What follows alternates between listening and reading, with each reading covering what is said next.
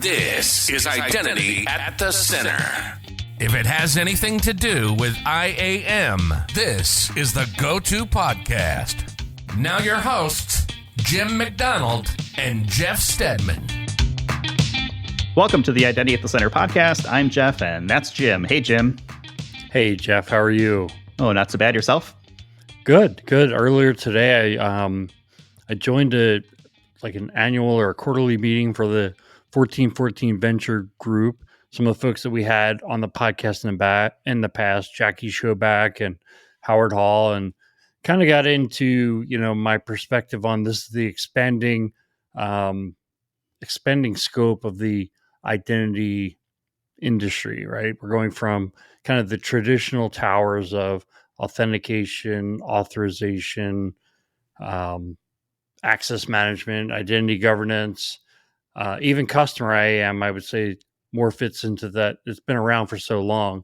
And now we've got all these new areas popping up like ITDR, identity proofing, decentralized identity, and machine accounts.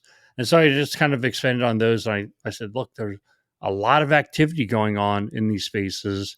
And there are a lot of companies in stealth. And, kind of how do you find those companies? And, that I don't always have the answer to. But if there are folks out there who are kind of in the stealth mode and want to connect back to them and be able to pitch where they're at, reach out to me and Jeff, and, we'd be more than happy to make those connections. Yeah, for sure. I mean, there's a lot of good ideas out there. And some, I'm sure, stuff we've never heard of. I was like, yeah, that's like a no-brainer. Why didn't I was thinking about that before? And it's a good group over there too. I mean, just good people. We've had them on the show, like I said before, and hopefully we can connect dots. If that's something that you're working on and you want to an introduction, reach out to Jim, myself. We're happy to make that happen. But I don't know. I mean, I feel like there's so many untapped potential still. Did AI come up at all as part of that conversation? No, I avoided it because, I did. I wasn't there. Yeah, because you weren't there. But from an AI perspective, I did have my AI enhanced headshot. And so what I said was, like, there is value in AI. Even if you're an AI hater, AI headshots look a lot better. Yeah, the one you texted me was, I got to tell you, man, it was good. It was real good. But I know the real Jimmy. you square off your jaw and, you chisel your chin. I mean, heck, what's wrong with that? I mean, square off my jaw, the rest of my body, everything could use some more definition. But it was a good looking picture. I'll give you that. My concern is that, okay, this is what you look like in the picture, and then you end up disappointing someone in real life. It's like, you don't look anything like that. You're welcome to my world. Yeah, well, okay. Speaking of hopefully not disappointing people, as a very awkward transition to, let's talk about the Authenticate conference coming up in October. You and I are going to be there October 16th through the 18th in Carlsbad, California, on a golf course. I think it's the Omni Resort, something like that there. I don't have the full name in front of me. Probably should have done that. But if you're listening to this, you can get a discount. IDAC 15 podcast gets you 15% off your in-person registration. We had a planning meeting earlier today, Jim, about what we're going to be doing. We're on the main stage. At some point, I think midday, we might be the lunch blocker, which is always a great spot to be in. We're part of the keynote, man. Yeah, but we're going to be right before lunch. No, it's going to be right before lunch. We're thinking about doing a live podcast style presentation type thing, right? It's, we'll have some people on the stage with us, I think, kind of thinking about, what topics make the most sense. Maybe this is a call out for people who are listening. Are there things that you would like us to talk about on stage at the Authenticate conference? Obviously it needs to be probably somewhat appropriate to authentication, FIDO Alliance, passkeys, passwordless, right? Things like that. But love to hear ideas. Obviously, if you're looking to attend, whether you're in person or if you're doing something remote, because I think it's gonna be live streamed as well. Always rather answer questions rather than just kind of try to figure out what people want. But it's gonna be exciting. I think we're gonna have a cool live show. It's gonna be streamed to, I don't know, millions, billions of people. And to 9 billion people, right? Yep. All the real people and all the fake people. Yeah, Loner. I think it's the last episode we put out. We were like, oh, there's no way. No, second to last episode. It's like, there was no way we could talk for 90 minutes, right? That's how we started off the show. And then what did we do? We recorded for 90 minutes. By far the longest episode we've done, I think, by like a good 10 minutes. So I'm sure we can fill time if needed, but we'll give about an hour's worth of presentation. Well, the last thing that I'm really excited about, so if you use our discount code, you automatically get entered into a raffle, and the kind folks who are putting on the conference are going to put together some kind of goodie bag, and it's going to be the prize for the person who's selected. Now, it could be a bag full of trinkets, Halloween candy, I have no idea, but it's going to be something. So, make sure you use that code. You get 15% off and maybe you get a prize. Yeah. That'd be kind of cool. I don't know. I'm not sure yet how that's going to work. Don't have a ton of details, but use the code, support the show, IDAC 15 podcast. I'll have it in our show notes too, so people can use it there. But yeah, there'll be something for a lucky IDAC 15 podcast code user of some sort. So we got that. I'm going to be at Identity Week America a couple weeks before that in DC. I'm hosting a panel there, talking about passkeys and things like that. So if you're going to be out there, we're working on a discount code for that one as well. So the good news is we have discount codes, and they're for two conferences. Couldn't be further apart from each other in the US. The one's in DC on the East Coast, the other one's in California on the West Coast. The dates and times don't overlap, so there won't be any conflict or anything like that. But we'll have that in a future show, so keep an eye out for that. Okay, enough promotion. Why don't we get to our topic today? Because I think this is a conversation with an individual that's probably a long time coming. And I feel like I want to say that this is his second appearance on the show. And the only way that you would know that is if you listen to one of the Identiverse shows, where I won't say it was harassment or physical accosting one of our guests as we were recording in the hallway there. But this is someone we're excited to have on the show. His name is David Lee. He's an author, a speaker, a finance guy. He is an aspiring mogul. And most importantly for us, he is the Identity Jedi. So welcome to the show, David. Thanks. That was a great introduction. And no, it was not assault. It was a nice shoulder massage. I was trying to make sure Ian was, nice and prepped for his interview.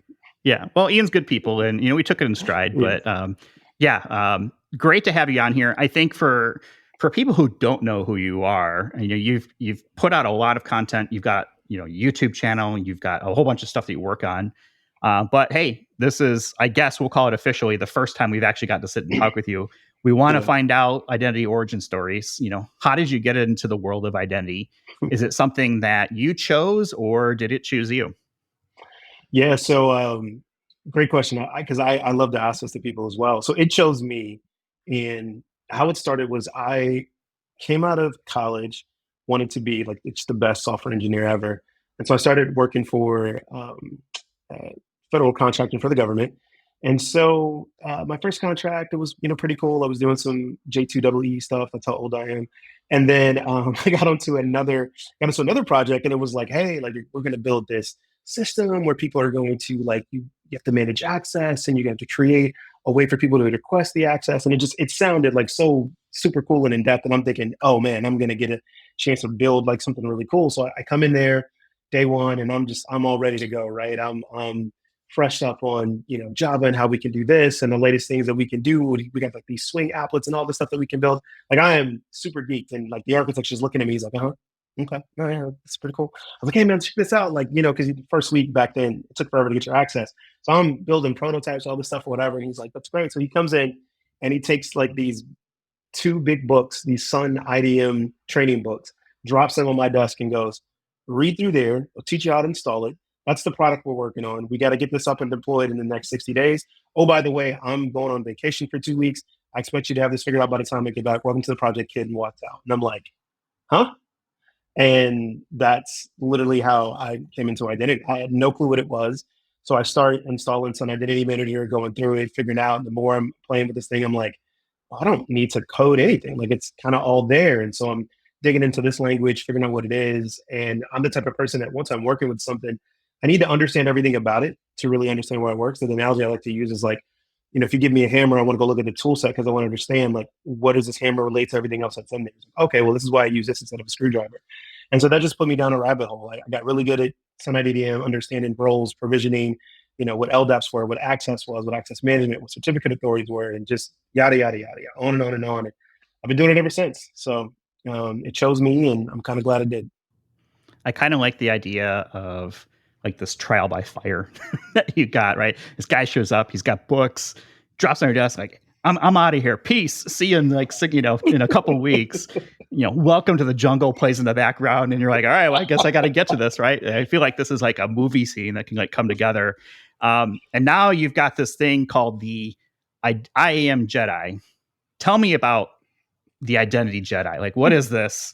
There's a newsletter. I'm signed up. I'm getting stuff from you. Like, it seems like every day. Like, tell me about this. Yeah. So this all originated. I did a talk at Identiverse. I don't know, maybe 2 or 3 years ago now. I have to go look it up. But it's called How to Become an Identity Jedi. Right. Newsflash. I'm a huge Star Wars nerd. But at the time, I was just thinking we started to see this wave of people coming into identity, right? And what I would say, like the second generation of where there was a lot more information out there now. Like, so back, like when I started, probably I would assume when you guys started, like you learned this by just doing it and whatever vendor product you had, and then you learned other stuff. Like there wasn't any place to go. We didn't have forums. We didn't have anything. It was just, there you go. And so as I was talking to customers, I started noticing like a lot of them were just struggling understanding these concepts and basics. And a lot of the people that were leading these organizations, knew nothing about identity. They were just given a team, go run this, you now have to do this. And so I wanted to create this presentation. We're just like, okay, this is what it is. Here's how you can be successful. There's business side, there's technical side. So I said, okay, here's how you become an Identity Jedi. And then I just kind of stuck with it. People loved that talk. It kept going. And then I was like, well, I'll just keep going with this moniker. And so from there, it turned into a newsletter, which is the identityjedi.com. And so I send a newsletter out every week, usually on Wednesdays, which there's not going to be one today because I didn't get a chance to write it. So it'll be coming tomorrow. But yeah, just kind of following the industry, right? The news and what's going on and different takes that I have on things and explaining what these things are as it's coming out. Because from that time that I gave that talk to now, I feel like the market has accelerated in the type of things that we're doing. Identity is so much more front and center now. And so again, we're getting more and more people coming into it, but we still don't do a very good job of just kind of explaining what all this stuff is. It's kind of one of these things like you're already in the clubhouse, so So when you get somebody brand new coming in, they're like, well, what's this? And what's that? What's a FIDO? Wait, what's SAML? And we just talk about this stuff and throw it around like this is just what we know. And so I want to have a place where people can come. If they're new to identity, they can learn. If they love identity like I do, like you guys do, like here's interesting things that I've found. And I like to rant and write stuff and people like to read it. So I'm like, all right, here we go. So I'm glad you brought that up because we were talking before we hit record about barbers. And when I go to the barber, first of all, it takes a while to find a good one. And then once you have them, you don't let them go, right? Ever. Yeah. And it's like, okay, one of the first questions that, typically gets asked is, well, what do you do? Oh, I work in consulting. Okay, well, what kind of consultant? Oh, security. Well, you mean like for doors? No, for information security. It's like, oh, okay, well, what do you mean? It's like, okay, well, like IDs and passwords and things like that. That's sort of the field that I'm in. Oh, okay. And then I feel like it's a courteous, oh, okay. Like, I don't know what you just said, but sure, I'm just going to keep cutting your hair. How do you tell people what you do? I don't. Man of mystery. You just put your cloak over your head and then you just turn away and you just wave your fingers. This is not the Jedi you're looking for. No, honestly, like, so if I'm talking to somebody like outside of the industry, I just tell us like, yeah, I work in the cybersecurity space, and I just stop it because it just doesn't. Depending on their level of interest, right? If they really want to get into it, then I'll explain it and get into it. But most of the time, I just say I'm in the cybersecurity space, or if I get deeper into that, I was like, yeah, especially as identity and access management. I was like, so like all the things that you do at work when you go and access your computer, these applications, stuff like that. I was like, yeah, well, behind the scenes, there's a bunch of stuff that needs to happen to make sure that you get that. I was like, I help people build systems that do that. And people usually kind of get that and go, oh, okay, cool. So, okay. And we were talking a little bit about Identiverse earlier and the not harassment that took place of Ian, but you gave one of the best like keynote things that I've seen on the stage in a long time. And my understanding is it was your first time doing that. And I thought you killed it. What was it like being up there? And for people who weren't there, can you just kind of just a real brief synopsis of what your talk was about, and then take me behind the scenes, like what was going through your head? Like, were you like ready? Were you like, did you black out like Will Ferrell in Old School answering the question? How did that go? Yeah, well, first of all, thank you for that, man. That means a lot. I appreciate it. I was telling Ian, I was like, it's the accolades that I've gotten from people. It means the most to me from my peers, right? People who are actually in this industry, and that means a lot. So it was my first keynote, but I mean, it wasn't my first time speaking. So I want to make sure as people are listening, right? I didn't just like, oh, I'm going to become a speaker. Let's go on a big stage and go kill it. But it was my first keynote, and coming up to it, it was pretty nerve wracking. I was more nervous than I'm usually in for speaking. The talk actually came together 10 o'clock the night before. Like, not like I had the slides and everything done, like that, all that was submitted. But like, I'm not a big person. I don't practice a lot. Like, I'm not one of these people who will tell you, oh, practice in the mirror, do all this stuff, whatever. That's not my style. I'm much more of a conversational style. I'm much more of a storyteller. So I had this story of what I wanted to tell and how I wanted to set it up. It just wasn't flowing right. It didn't come together, like I said, so about 10 o'clock the night before. And I had the 8 o'clock freaking keynote. So I had the hungover slot, and I had the hangover slot because we're in Vegas at a conference, right? And of course, everybody's texting me, oh, come out. I'm like, nope. I had to turn my phone off, lock myself in the room. I was like, no. I was like, dude, mic check is like at 7. Like, no, I'm not going anywhere.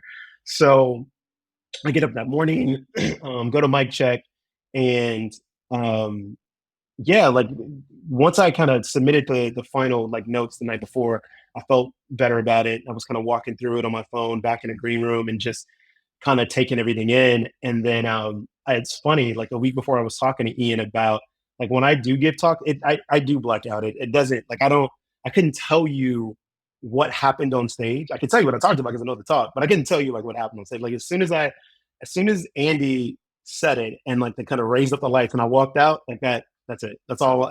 From there, it was just the next thing I remember is walking off stage and there's Ian giving me this huge big hug and telling me how much I killed it. And I was like, cool. I was like, I'm glad people liked it because I can't tell you what the heck I just said. It was a lot of fun. It was really good. So when you went behind stage, it's Vegas, where they're like, I don't know, like drinks flowing. We had like Sammy Davis. We had a whole bunch of impersonators there. Like, what was it like behind the scenes? Yeah, so I'd love to say that it was like a big, huge party back there. It wasn't. It was pretty, again, early hangover slot. Like, so if I probably had like a later slot, maybe the Rat Pack would have came by, but no. Like backstage before it was just me in the green room and my media team that I bought, and then walking back off stage, it was Ian and the next panel that was behind me, and then that was it. Right, just kind of walked off and took my headset. And I was like, yeah, great job, and all right, move. We got to get to the next thing. So it was very much kind of like kind of moving on to the next thing. But it was very. I knew it was special from the reaction that I got from everybody afterwards. Like the rest of the day, just kind of coming up to me, telling me how much they enjoyed it. And to your earlier question of what it was about, the main premise was just looking at the future of identity in Web3 and the promise that Web3 kind of brings to us, and the questions we have to kind of start asking and looking at what this means as we start to kind of develop this technology. And that it's, I believe it's a pivotal technology, the fact that it's one of those things that really forces us to look back at things that question the decisions we made maybe 20 years ago. And is this still the case? If we build this new identity, if it's truly decentralized and connected, like how do we rethink some of these use cases that we've just known this is how you do it for years now?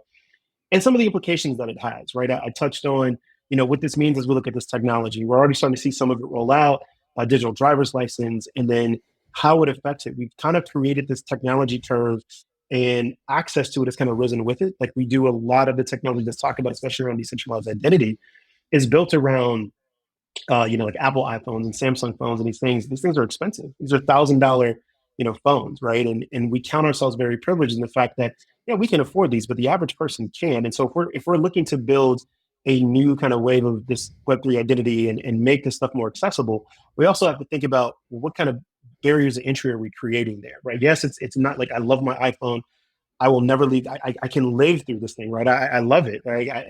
But that's me, right? That's not like the average person. So we need to be aware of those things and make sure that, this is a chance for us to build a technology that truly is revolutionary. We just need to make sure that we're thinking about all of it. Yeah, I think it's, just in what you're talking about with doing the keynote, I would have been nervous as hell. There's no way I could have gotten through that. but you did a fantastic job. You also did EIC this year, right? You got up and did a speech there. Not this year, but I've done EIC in years before, but not this past year. What was that like? Was that pretty cool? It was fantastic. And the reason, so for two reasons. Number one, I mean, I love talking about identity. And at the time I was still at Cell Point. So me and Mike Kaiser, who was the ivory to my ebony, we used to always just be running and doing things together. So we actually gave a talk together at EIC, but it was in Munich. It was a great time connecting with people out there. I love the European identity community, but it was special for me because I got to just take my mom. And that was the first time she had ever left the country. So took her to Germany. We went, got a chance to see some of the sites, did a train ride out to Prague, like all this kind of stuff. And then I didn't think she would want to come to the conference. So then she comes to the conference and she's like walking around and like learning different stuff about identity. Then she ended up talking to like Pam and like hanging out with the women in identity. And it was just hilarious. Like, and my mom's like old enough to where like a lot of this stuff for her is just like, this is the sci-fi stuff, right? That they used to talk about. She's just saying, but she had a blast, man. It was great. And she fell in love with European coffee to the point now where like I have to import like German coffee for her because, apparently American coffee is horrible. I'm not a coffee drinker, so it all tastes like dirt to me. So. Oh man, that's rough. I know Jeff's in the same camp. I'm from the camp of, by the way, this is one of the things I wanted to talk about in the future. Like my prediction for the future is that Coke Zero or any kind of zero soft drink goes off the charts because I think Diet Coke, Diet Pepsi, anything with aspartame in it, I feel like it kind of already has, though. I mean, you couldn't get Coke Zero during the pandemic. I mean, everyone had it. Like it was but gone. like from a restaurant, you're right. Yeah. Like you go into a supermarket or a grocery store, it's zero. But if you go into a restaurant, you order a Jack and Coke, they're like, well, or you say, do you have Coke Zero? We have Diet Coke. It's like, that's not what I and then said. you put like the cross, like, get that away from me. Yeah, no. McDonald's has Coke Zero, I discovered recently. So progress is being made in the soda industry. So thank you for that. Back to humanity. In humanity, right. Yeah. So, David, any more conferences for you this year? No, that's it. I am tapped out this year. I thought about going to Octane, but it's a lot different going to these conferences when you gotta fit the budget for it. So I'm like, I'm good. Yeah, especially when they're like downtown San Fran and the hotel rooms are like $400 a night. Yeah, for pretty basic. So, but man, you've got so much going on. We saw that you wrote a book recently. Want to know, what's it called? What's it about? And then what made you write it?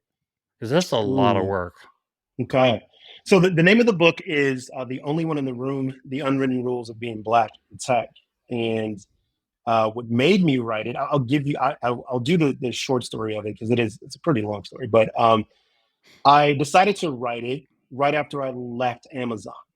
So I was at Amazon. I served 10 months at Amazon institution. I mean, I worked at Amazon for 10 months. Thank you for your service. I was let out for good behavior. And coming out of there, there was a lot of things that I kind of saw both at Amazon and just in general that I was like, you know what, there's a kind of dark underside to tech that I don't think we talk about enough. And yeah, we've been having debates and discussions about diversity, equity, inclusion, and things of that nature, and that's been okay. It's been progress, I guess. 0 to 1 is progress.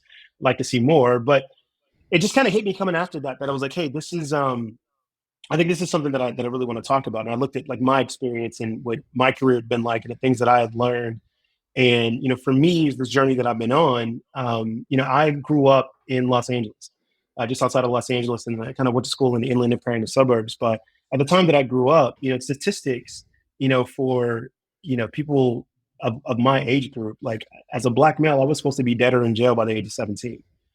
That was it. That was a statistic. I was like 67% likely like this is going to happen. Like it was very low statistics that anybody actually made it out and did anything. And so that's something that just kind of stuck with me when I remember hearing that when I was younger. And, to kind of go from that to things that I've been able to accomplish, the stages I've spoken on, countries I've been able to visit, friends I've been able to do, the lifestyle I've been able to live. I was like, there's it's been pretty cool. And I want to see more people, like that to come into this field. But there's a lot of things that kind of people just don't tell you about that. I said, okay, if I could do it all over again, I went back in time and I grabbed my 19-year-old self. Like, what would I tell him? What would I tell him to look out for? And that's kind of what led me to started writing some of this stuff down. And it was a very interesting journey. I will say, for me, I love to write. I love to write and read. Sorry, Jim. So writing the actual book wasn't the hard part. Like, that was actually kind of took maybe about 3 or 4 months.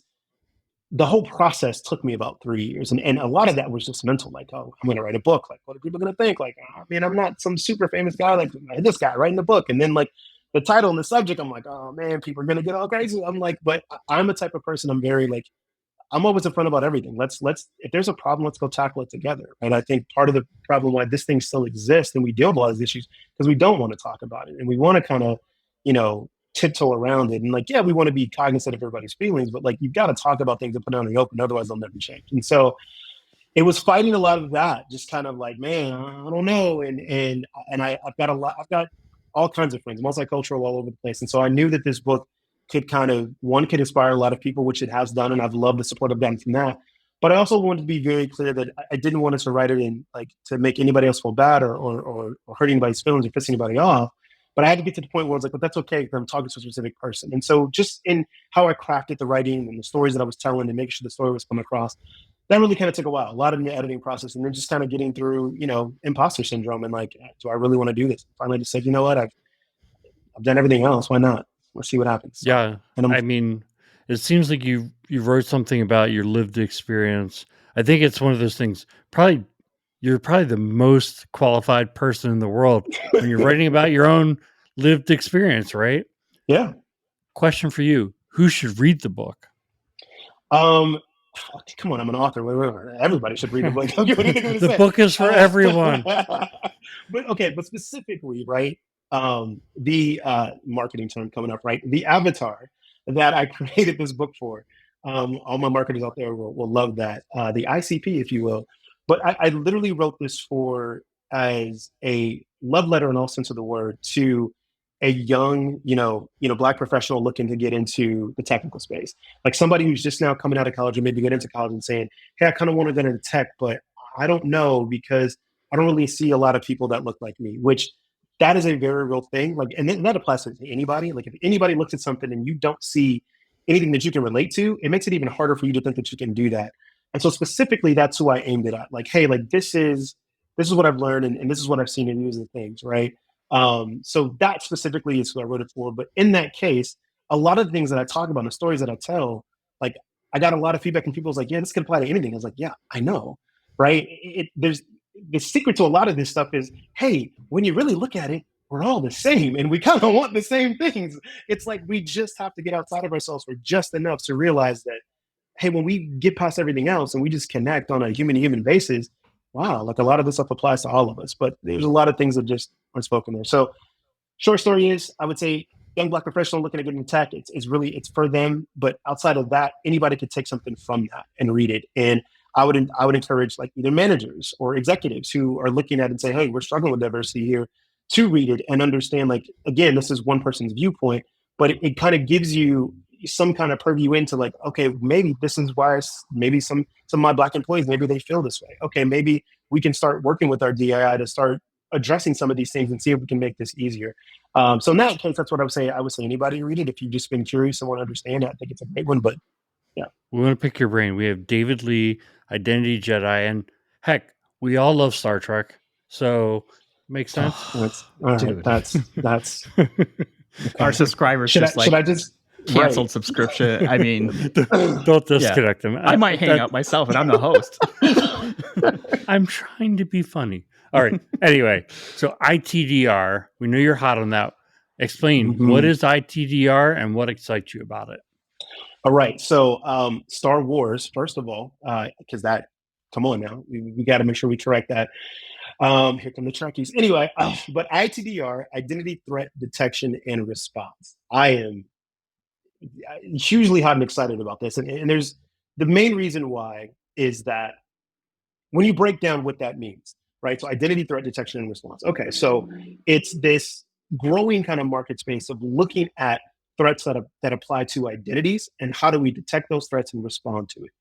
And it's still kind of early on in its quote unquote market phases. We've got a couple of different companies out there that are looking at this area, Optimize, Ort, who just recently got acquired, that are all looking at this. And the concept behind it, which gets me excited, is that we finally started taking a step in identity where if you take a step back and say, when identity, quote unquote, kind of first started, we looked at this and said it was a huge administration problem, right?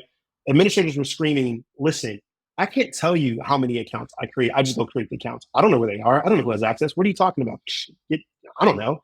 And so when we started this, we just said, okay, we just need to get a handle around this. Let's create and automate things around this administrative burden of understanding where all of my identities are. What do they have access to? What are the things that are driving that access?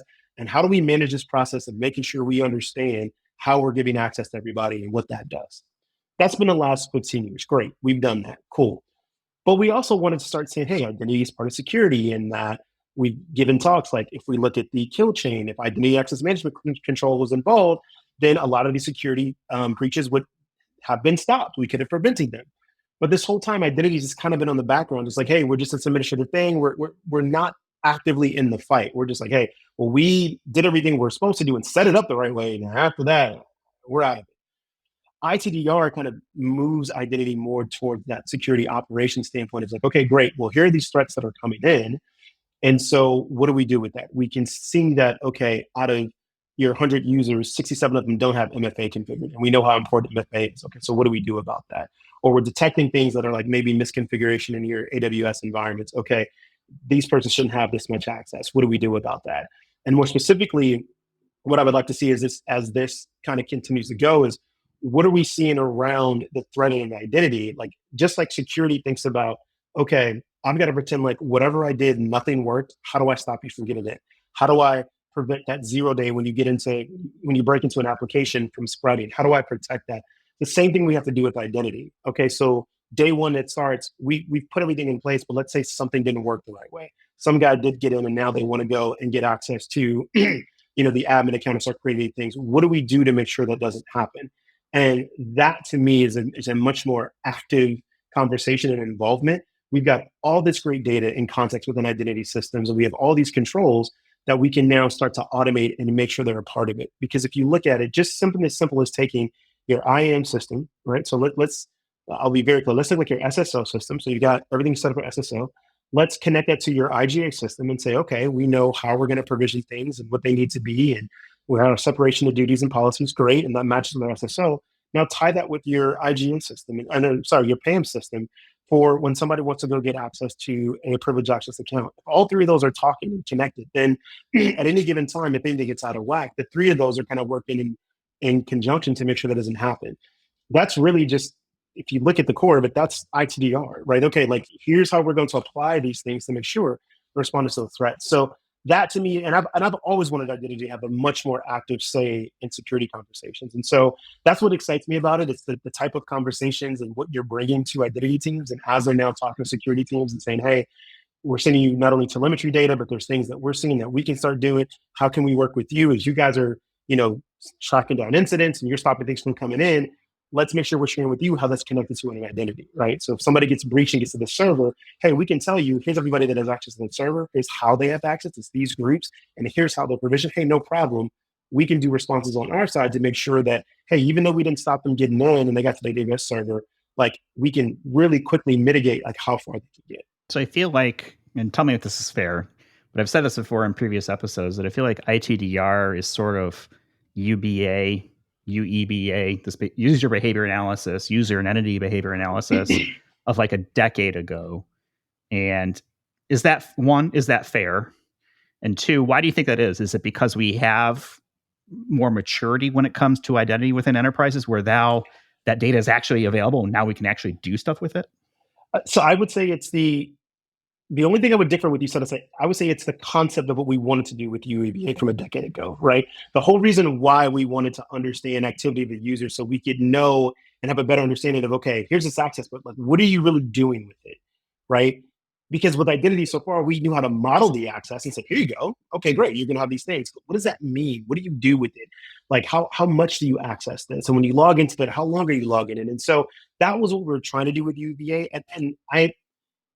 The second part of the answer is like, why now and why didn't it work then? I don't think it's the data that we have now is the same amount of data we had back then. I think connectivity is a little better, right? More standards is coming in, and so we can connect. It's easier to connect to these different applications and kind of send data across. I think that has improved. But I honestly think it's a mindset from a maturity standpoint. Our customer has gotten a little bit more advanced and smarter in understanding what that is, right?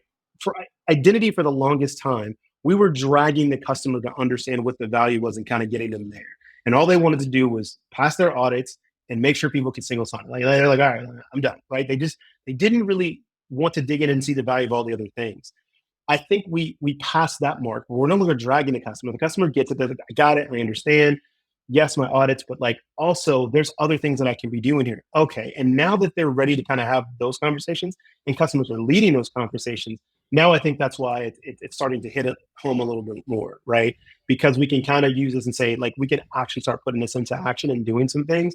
And so, yeah, I think it's going to be interesting to see how some of those, UEBA kind of vendors from the past, like, I'm really surprised they haven't jumped all over this, right? Because they kind of already have set up the infrastructure and things to do. So it'll be interesting to see if we start to hear them talk about this in the next, coming months. I've said this before on past episodes, and I think this is the next major thing in identity, because we always thought of identity as who has access to what, but I think it's then, and what are they doing with it? And you see this in the Kim space, right? Where it's like, we're trying to remove any unnecessary privileges so we get to least privilege. So give an account these roles, have they used those roles? If not, remove those roles. I think if you could apply that to your entire identity infrastructure, that takes a ton of data and a ton of ability to process data. I don't think we're there yet, but to me, like, that was the promise of UBA. Yeah. I just think that it was based on a reality that isn't reality, right? We don't have all those logs available. We can't process big data in that way with the tools we have. So let's pivot, because I want to talk about what's happening in this old piece of technology called Azure Active Directory. We've got this new thing called Microsoft Entra. I mean, for veterans of the industry who have been around since Azure Active Directory was around, we've now got this thing called Microsoft Entra. What is Microsoft doing with Entra? So what I hope they're doing is finally figuring out that, hey, we're Microsoft and we've got every single connection point to kind of create this nice comprehensive solution for truly managing access within an environment, like from soup to nuts. Like, we can kind of do it all. I think they're trying to lean into that. The reason I'm hesitant is because this isn't the first time that they've done that. Like, this is like the fifth or sixth time we've seen them kind of like get something rebranded. Hey, and we're like, oh wait, Microsoft's finally getting it, and then we're like, no, right. no. Someone there's like a hey, template, look, right? Find and replace, old name, put new name. There's like no new functionality. So for people who aren't aware, like, Microsoft just recently announced, as of time of recording, that now there's this thing called Microsoft Entra, and the idea is that it's basically just a name change for Azure Active Directory, which, okay, fine, whatever. I can understand the confusion. When you say AD, the next question is, well, what do you mean? Is it your on-prem AD or your Azure AD? Okay, that'll help. But AD is AD, and now you've got Microsoft Entra. So is that ME? And now I think of, is that Windows ME, the not well-received Windows that was out there? So yeah, I mean, right now it seems to me, as I kind of, I don't have any inside information, but I read, articles just like everyone else does, and it just seems like a name change, and that's it. It's a name change, but also it is enfolding the work that they've been doing with their verifiable credential work that they've been doing. A lot of things they've been doing around like their identity protection services that has always kind of been there, but they're trying to highlight that a little bit more. So, and that's why I'm hesitant, because they made this big press release and it's like, oh, it's now this and it's a name change. It's like, all right, but you didn't, and now we're including all these things. Like, so the stuff that you already had that's kind of been there, you're now including, it's all Entra. Great. What I'm waiting to see next, and it could be out there. So for listeners out there who are, you know, Microsoft lovers out there, there's this blog right now to talk about. I'm sorry, I haven't read it yet.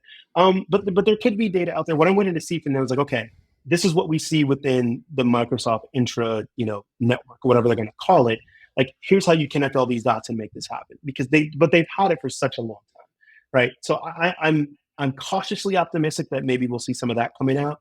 I do know that it's done enough, right? That I've talked to a couple of friends of mine who are, you know, also consultants, and kind of talking to customers, what's causing customers to do a pause and say, hey, well, let's not buy it. Let's see what Microsoft has together, because I mean that they've always had the most compelling use case to make to anybody, right? It's like, okay, well, why go buy anything when I can just, I got Outlook, I got AD, I got all this stuff. I'm just going to stay right here. And if you tell me that I can package all that into an E5 or E6 or whatever license, I mean, procurement just got easier, like management just got easier, like everything's just right there. And I know a couple of organizations that are just their diehard, they're going to do that, but it's just Microsoft has never delivered on the rest of the features, right? They've never really either, I don't want to say they didn't care about identity, but like it didn't seem like it. Like they don't seem to dive deep into identity. They just go, oh, here, email will do protection, we'll do this, we'll do MFA, great, cool. Like they tried governance for 10 years and just can't get right. They have good solutions. It's like most things, right? Once you follow the sweet spot of Microsoft, typically that's where the cracks start to show through.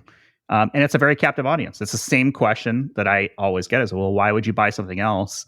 If you're looking at authentication and you're already a 365 customer, you're already paying for it, probably. Yeah. Quick side note, because I know we're going to talk about AI a little bit later, but I don't know if you saw recently the pricing that they've announced for Microsoft Copilot. They want to basically double the price of licensing. It's another $30 per user per month to use all the AI features that they've been developing. So this is quickly going to become a very expensive space. And I'm sure, you know, they'll make money off of it just like anything else. But yeah, it is not cheap to operate in the cloud. Interesting. Yeah, I was just wondering, like, if Microsoft can deliver on the governance. I agree with everything David said, everything you said, Jeff. If they do deliver, do they run the table? I think the answer is probably no, they don't probably run the table. What I think would be great, though, is if the features that make up governance now become available to the lower middle market, small businesses that basically can't afford identity governance at this point. Yeah, I wonder if it's like air conditioning, right? It used to be a luxury item, and then it got cheaper and cheaper and came down. Like, you know, my first car had roll windows. You know, now when you say I'm going to roll my window down, and it was like, you're really just pushing a button. But hey, we're old school. We know what we're talking about, right? So maybe at some point, you know, there is that kind of trickle down. Let's move on, because I want to talk about Thanos. I mean, Thoma Bravo and all of the identity companies that they are collecting into their Infinity Gauntlet. What do you think? Like, what's going on with Thoma Bravo? Is it truly an Infinity Gauntlet situation, or do you see it more of a Pokemon situation where they have a bunch of different? What the heck are you guys talking about? I don't even know what these things are. Nerds talking, like, Jim. Just go back on mute. What podcast am I on? What do you think, David? So I'm going with my initial gut instinct, which I think it's much more of a Thanos Infinity Gauntlet thing. Although I've made the case that it could be just a Pokemon of like, I'm just going to grab up all of these and get them as efficient and as profitable as possible, and I'll see which one wins, right? And guess what? Like, I've got all of them, and the time they bought them, I bought them at a discount, so either way, I kind of win. But I really think, though, and the reason why I think it's more the Infinity Gauntlet is because of an interview that they put out on a podcast. It was one of the main partners, and I don't remember his name, but I don't want to say it wrong. And he talked about their whole process with Cellpoint and why they came back and bought Cellpoint again, and how much they learned about the identity security market from working with Cellpoint. Cellpoint was their first venture into that market. It was super successful. Then they took them out IPO, and so they saw like growth again. They wanted to come back in, and so listen, investors don't make money by not being greedy. Like, you know what I mean? So it's like they're looking at this and going, okay, well, how did we get it with Cellpoint? Man, the rest of these are kind of on sale right now. Let's go gobble them up and do something again. And now they're much more attuned to where the market is going. So the short answer to what I think they're doing is I do think they're going to look at this and have this different technology and pay attention to over the next 5 years. Where's this market going to go? And I've got enough IP that if I need to put together my quote unquote Infinity Gauntlet and create an identity security platform, I've got all the pieces to do it. Right. It'll be ugly. Like, and I mean ugly from like how they're going to have to do it. Like, okay, we're going to chop this in half, you go over here. Like, I mean, it's not going to be pretty what comes out of that thing from what they're going to have to cut to go do it, but they have the assets to actually go do it. And so I just think that when we look at these PE firms, right, you're talking at minimum 7 to 10x is what they're looking for. Like, that's the only return that I can see for them doing that. I don't see them taking these companies and holding them and going, we're just going to turn them into cash cows and we'll just hold them. Okay, but that's not what you do. Like, you look for big returns, right? So I do think at some point we're going to start seeing everybody kind of to the ping and sell point that kind of makes the most sense because their customer bases are similar. But I think what they're waiting to see is how this next kind of technology curve of what happens over the next 2 years and where they need to augment that with, right? I don't know. I stopped following for a while. I know there's some things with ForgeRock that I haven't quite closed yet, but at some point that'll close. What they're missing from there, and this is what I would say you definitely know they're going towards Infinity Gauntlet. Look at their next purchase, right? If they purchase something either in, let's say, because they get orchestration with Ping and DaVinci and they get some ForgeRock, if they look at something more towards the security space, something like a KIM management, or even like they go buy one of these like smaller ITDR companies, if you see a purchase of that's tip in their hand, that's exactly where they're going, right? Like, so it's their next kind of 1 or 2 purchases for me that are going to like really tip the hat of where they're going. Because they've made these purchases and they've kind of gone silent, which I mean, look, they just spent what was it, like $14 billion? I'm like, all right, look, that's a lot of money. You bought a lot of things. Go play with your toys. But they're building something. It just doesn't, I can't see them not. Like, why do you get into PE? How do you get a 10x off all of that if you don't combine something and say, I can take this and then put it out and sell it at that much more? That's the only possible path I see. Interesting conversation. I didn't know what an Infinity Gauntlet was or a Thanos, but I kind of figured out what you guys were talking about. It's like, we'll get off your lawn. Don't worry about it. That's right. They're gonna get their money, because my analogy was they bought 3 supercars and they could kind of like take the best of each car and like build one really super car, or they could just keep the 3 cars, wait a little while and sell them for more money than they paid. Either way, they probably win. Yeah. So I don't think nobody's going to get on a podcast and say like, hey, I'm from Thoma Bravo and this is what we're doing. So we're all just sitting here like, thinking about like, okay, what might we do if we were playing with billions of dollars of identity companies? I'd probably challenge another billionaire to a wrestling match or a cage match or something. That's just me. Hey, that's just me. I don't know, So David, do you have a winner in that UFC fight between Zuck and Elon? Look, man, I do, and it changed just recently, and I'm going to tell you what changed. What, you saw that picture? Yeah, buddy, because like Israel, I can never pronounce his last name. Like, that dude's no joke, right? Like, so if you were, and it could have just been a promotion picture, but like, dude, I'm looking as like, dude shredded. Like, if you did any kind of training at all with these guys, like just kept up with them for a practice round, I'm like, dude, that's yeah. And Elon looks like you, man. His workout routine is reaching for the next beer. So I think that exactly right. You see like the stats, like Elon's taller. He's kind of got a little bit of attitude, but Zuck just looks like a fighter. I mean, I didn't think that. Like when you see him with his clothes on, he just looks like Joe Average. But man, that guy's ready to fight. Next question. So, thinking of the IGA space seems pretty clear. Yeah, Sailplane and Savient, they're 1 and 2.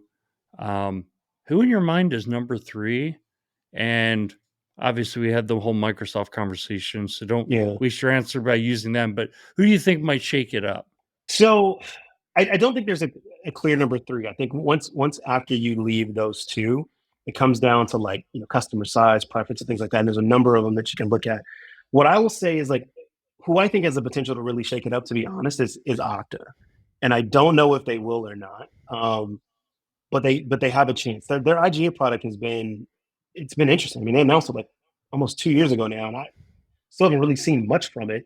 But their ability of what they're going to be able to do from a perspective of not only from with their IGA, their access certifications, they'll automatically have like activity and usage data. Like they'll be able to give you a much deeper understanding of not only what access is, but how it's being used and kind of more closer to real time. And I think that's going to be a game changer for a lot of people. Um, I like some kind of up and comers. Visa is a company that I stumbled across a couple of weeks ago. I kind of really like what they're doing and how they're going after it. Um, uh, Zilla Security. What's the? I can see the other company. I can't. He's gonna kill me because we talk about it all the time. There's another one. Uatest. There we go. Uatest is another good one. Like there's these nice little kind of smaller companies that are a lot more focused, and they're focusing on making sure that from an IGA perspective, kind of heavily focused on access search. So I'm like, okay, there's more to it than that, but that's the hairiest part with an IGA product, right? Like if you ever implemented it, like those are things that just take forever. They're really focused on automating that and making that easier. So I think you've got a handful of players there once you pass like Savia that you can kind of choose from and kind of pull together.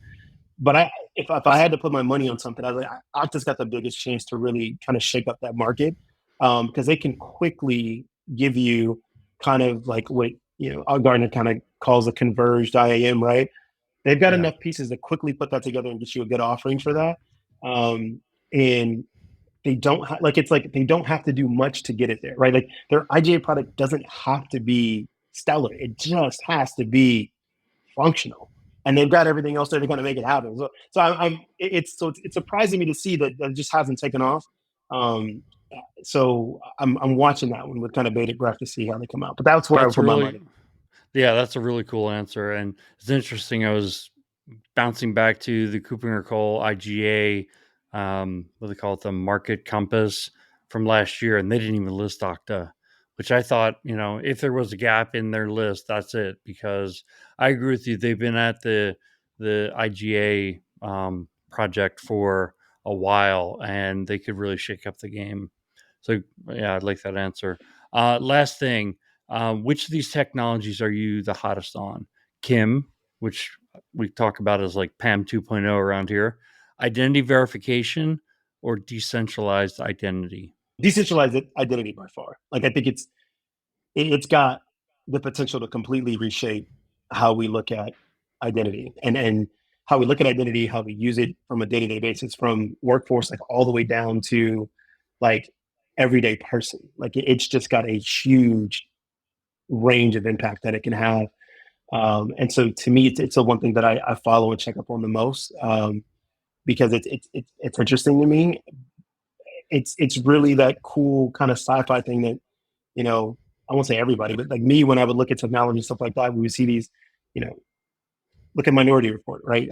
People used to trip out about that and things you can do and like these kind of advertising that you would see that would target people and things of that nature. We kind of saw that with marketing, but like I used to always think about Minority Report, like how far it seemed from a technological advancement.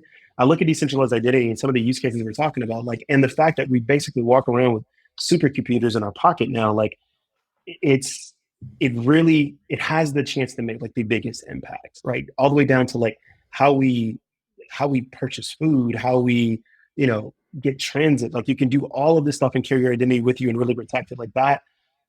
I don't know, that's game changing, right? And if we can get it down to where we could get it to a device that anybody can get access to and carry, right? Now, what does that look like, right? Like, what do those interactions look like? So it's both interesting and scary at the same time, right? Like, I do see a world where that kind of gets away from us, but by far, to me, that's the most one that I'm interested in. Whenever I think about the decentralized identity, my mind goes to the mobile driver's licenses, and I think to myself, if 10 years from now we're still carrying around plastic cards or paper passports or whatever like that, it's going to be really disappointing. I'm not saying that in 10 years it'll be fully realized where every credential is completely electronic. 20 years from now, I think so. But, it is kind of hard to see the vision of going from where we are today to that 10-year vision. But I feel like it's just got to happen. I'm with you. I think it does too. It's how do we do it responsibly, right? Like we and I'm gonna be very careful because like this topic gets into so many different things, right? Like I'll just say this: the U.S. doesn't have a great history when it comes to the tracking of individuals, right? Like you start going down that history path, they're like, oh, that's not good. And so that's the question. It's like, yes, we want to be able to have that from a convenience perspective, but to really do that, that means we've got to get a device that we can now get to anybody and everybody that can have some kind of credential on it, right? And we've got to do that responsibly so everybody can have it, and then give them the ability to share what data they want.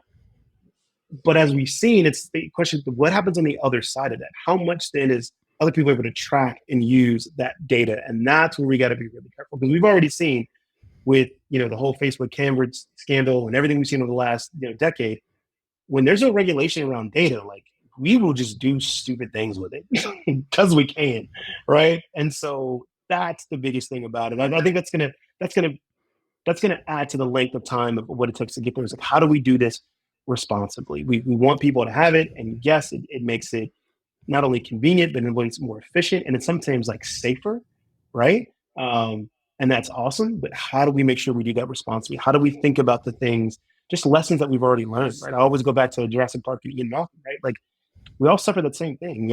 We're quick to see whether or not we can something, but we never stop to think, should we do this, right? That is an awesome comment, and I think we could sit here and debate it because that's a rabbit hole. That is a rabbit hole. Well, let's go ahead and wrap up with AI, because it wouldn't be an episode without some AI at the center talk. Where do you see AI taking the identity space? I think it helps transform it to its next kind of state. I had these conversations at RSA. I think I got to back up with this concept. When I first saw what ChatGPT was doing, and I saw these LLMs and generative AI, I didn't get excited about, oh, ChatGPT can write a blog for me. It's like, no.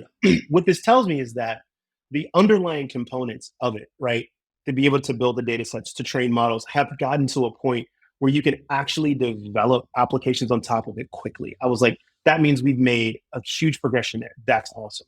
Because now that means I can take these things and start to put them into other things and use them in different ways, which we've seen since then. Like everything literally has AI in it now. Freaking Google Docs just roll something out, right? Like, so having said that, where I see AI coming in is that we can start to look at that and apply that. There's a lot of things that we do in identity that are just inefficient because they're administrative heavy, that can easily be automated, that you can give to a training model and say, oh, well, this is how this works. I know how to do this. No problem.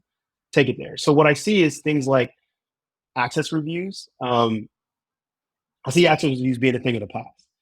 I think between activity data, using an AI model to understand access patterns and relationships, that you could certify in real time, like what access somebody has, turn around with like a digital signature to sign it. And you could even pass that to auditors and go like, yeah, I don't need to run an access review. I could literally tell you, here is what the access that people have today. Here's what they're approved to have. And here's how we're making sure they always kind of have that.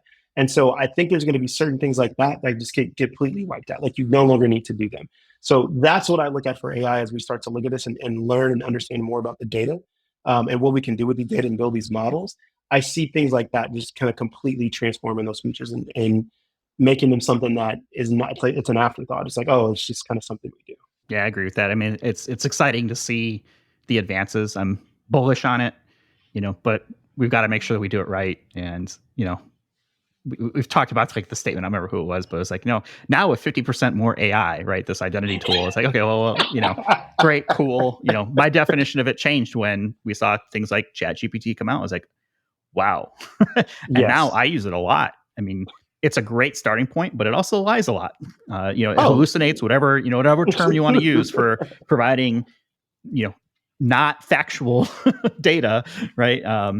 Those are the things that I think we need to keep an eye out for, but it'll get better. That's the bright side, right?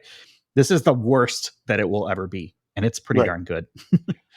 but and here's the also thing about it, right? This is, to me, this is the this is brought to life the saying that we always say, garbage in, garbage out.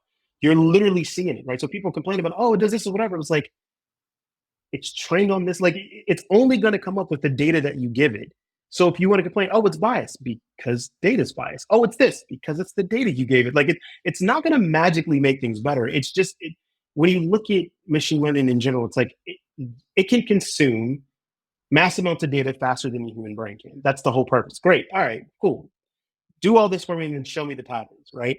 If you don't like the patterns that it shows you, it's because you got to go look at the data that you're giving it. So to your point about that, it will get better because as we want to use it and do it more, we're going to have to learn, okay, how do we need to make sure that we're getting the data that we want. And we're getting more about asking the right questions about the data, doing better about making sure that our systems are actually creating the data that we want, right? Another rabbit hole we can get into, but I'll just say with this, like something as specific as like looking at your identity system, like what are the audit records that you're writing? Most of the time those are very customizable and nobody touches them, right? So like you could literally say, okay, well, if I can customize my audit records and say, here's the things I want to audit every single time, now I'm giving it much more data that guess what? Then I can start building patterns off of and doing models. So it's things like that as we start to learn and understand it, that then it will start to get better. We just have to, we got to dig in and do the work.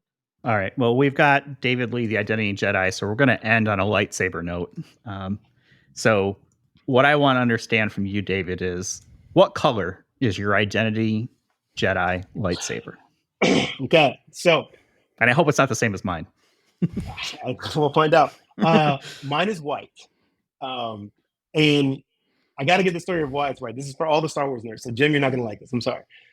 Before it was purple, right? Because I loved Mace Windu. He was like one of my favorite characters. I was like, yes, that is the color that I would go for. And then I finally got into Rebels, and like I watched all of that. And when I saw kind of Ahsoka's timeline, I agreed so much with Ahsoka that I was like, nope, that is kind of where I would go. White lightsaber all the way.